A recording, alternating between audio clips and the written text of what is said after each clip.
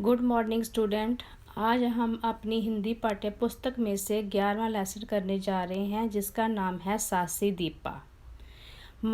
बेटा जी स्टोरी शुरू करते हैं। माधोपुर गांव में एक लड़की रहती थी। उसका नाम दीपा था। वह 12 साल की थी। उसके पिताजी शहर में नौकरी करते थे और माँ घर में बीमार रहती थी, इसलिए दीपा को पढ़ाई के साथ साथ घर का कामकाज भी करना पड़ता था। वह बहुत ही होशियार और बहादुर और होशियार लड़की थी। उसके घर के पास एक नदी बहती थी। वह नदी के किनारे कपड़े धोने जाती थी।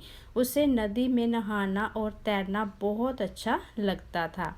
एक दिन दीपा अपनी सहेलियों के साथ नदी के किनारे कपड़े धो रही थी।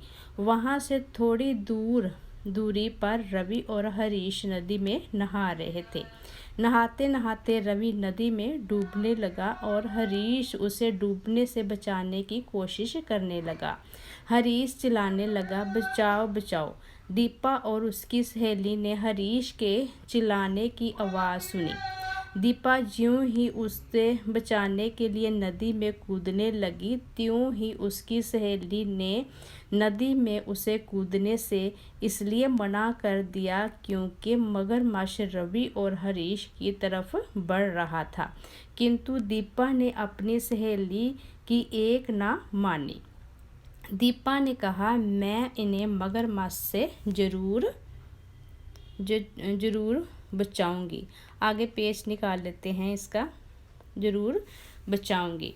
तुम गांव जाकर इनके घर खबर कर दो। ये कहकर दीपा ने नदी में छलांग लगा दी।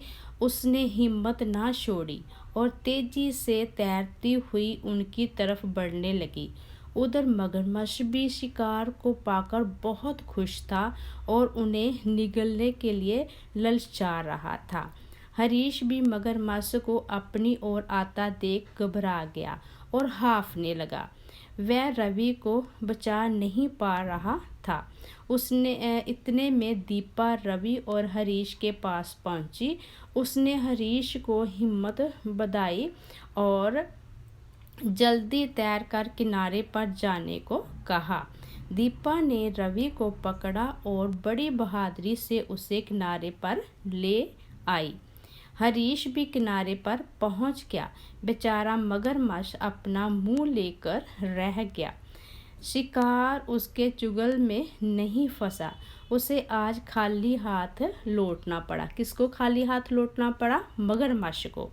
इतने में दीपा की सहेली रवि और हरीश के माता पिता को ले आई। अपने बच्चों को जीवित देखकर वह बहुत खुश हुए।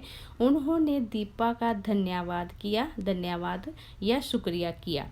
हाँ जी, आगे है। गांव के सभी लोगों ने दीपा के साहस की सराहना की। सराहना मतलब तारीफ की, प्रेस की, प्रशंसा की। दीपा को उसकी इस बहादुरी के लिए 26 जनवरी को वीरता पुरस्कार दिया गया। कब दिया गया? 26 जनवरी को वीरता पुरस्कार दिया गया। इस तरह बच्चों जी हमारा लेसन कहानी आपने सुनी है, तो हमें भी बहुत बहादुरी से हर काम करना चाहिए और दूसरों को हेल्प देनी चाहिए, दूसरों की मदद करनी चाहिए।